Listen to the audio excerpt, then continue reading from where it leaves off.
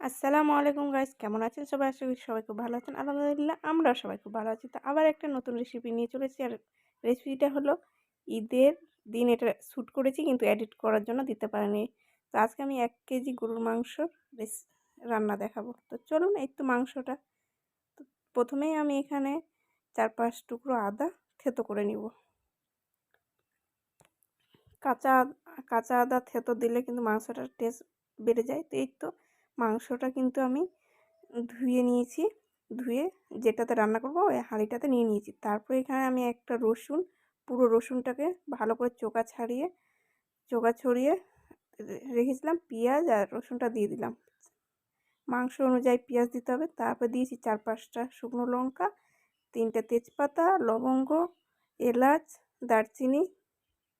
তারপরে দিয়ে দিলাম স্বাদ অনুযায়ী, পরিমাণ অনুযায়ী লবণ, হলুদ।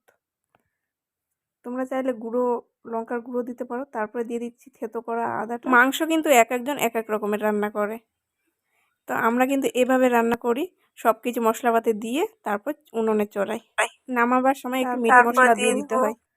আমি কিন্তু একটা এখানে দিয়ে দিলাম রসুনের পেস্ট, মানে রসুন বাটা। আর প্রথমে কিন্তু আমি একটা রসুন দিয়েছি গোটা। তারপরে একটু কাঁচা জিরে দিয়ে দিব। মাংসের মধ্যে কাঁচা জিরেটা কিন্তু খুব ভালো লাগে, সেন্ট বেরোয়। এবার দিয়ে দিলাম জিরের গুঁড়ো। তারপর দিয়ে দিচ্ছি ধনে গুঁড়ো। এরপর কে কোন রেসিপি দেখতে চাও কমেন্ট করে জানাবে। আর মাংসটা নামাবার সময় কিন্তু হালকা একটু মিট মশলা দিয়ে দিবে। এটা কিন্তু আমি দেখাতে ভুলে গেছি, বলতেও ভুলে গেছি। তারপর দিয়ে দিলাম গরম মশলার গুঁড়ো, হালকা একটু দিয়ে দিলাম গোলমরিচের গুঁড়ো। এখানে কিন্তু আমি 1 কেজি গরুর মাংস নিয়েছি।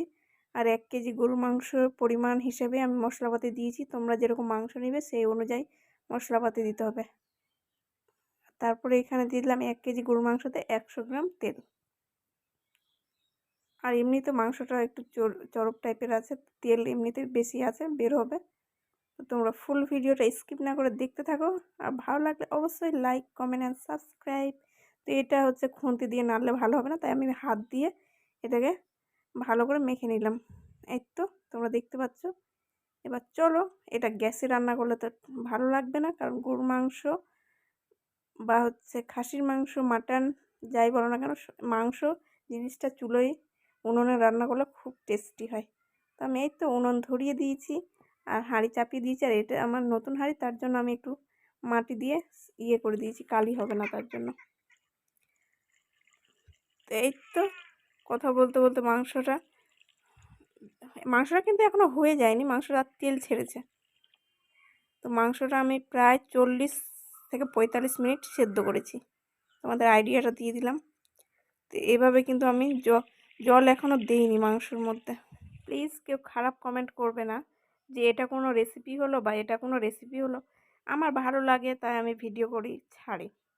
যার মন চায় সে দেখবে, যার মন চায় না সে স্কিপ করে দেবে, দেখবে না, কিন্তু খারাপ কমেন্ট করবে না।